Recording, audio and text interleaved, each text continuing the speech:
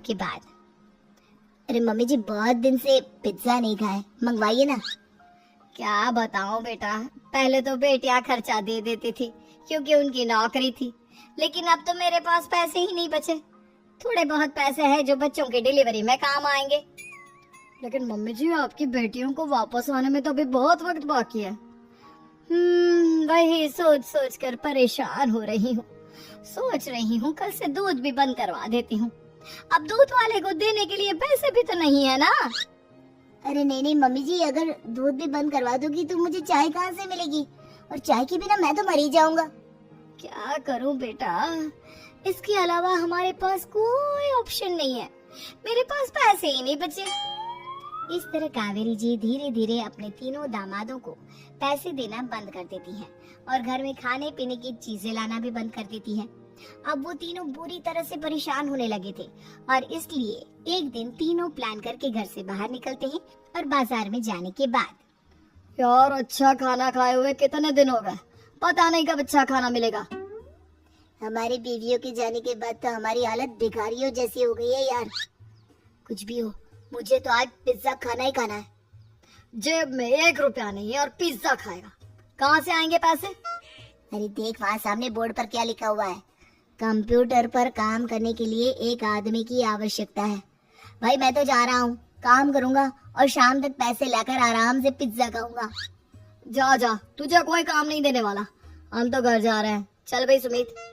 सुमित और अविनाश वहाँ से चले जाते हैं और विवेक उस कंप्यूटर शॉप पर सारा दिन काम करके 5,000 रुपए कमा कर घर लौट कर आता है और अपने खाने के लिए अच्छी अच्छी चीजें भी लेकर आता है।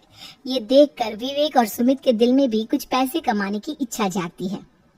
अरे सुबह सुबह कहाँ चल दी है तुम? मम्मी जी, एक बहुत अच्छी जगह मिली है, कंप्यूटर पर काम करने के 5,000 मिले थे कल मुझे। अगर रोज काम करूँगा तो पूरे 40,000 की तनख्वाह। अरे वाह, ये तो बहुत अच्छी बात है दामाद जी, आपको जाना ही चाहिए। सुमित और अविनाश विवेक को इस तरह तरक्की करते देखकर परेशान हो जाते हैं और वो दोनों भी काम की तलाश में निकल पड़ते हैं। धीरे धीरे उन दोनों को भी काम मिल जाता है। अब कावेरी के तीनों दामाद छोटी मोटी नौकरी करके अच्छा पैसा कमाने लगे थे।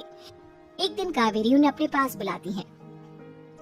अरे वाह, विवेक 40,000 कमा लेता है, अविनाश 60,000 और सुमित तुम भी 40,000 के आसपास कमा ही लेते हो।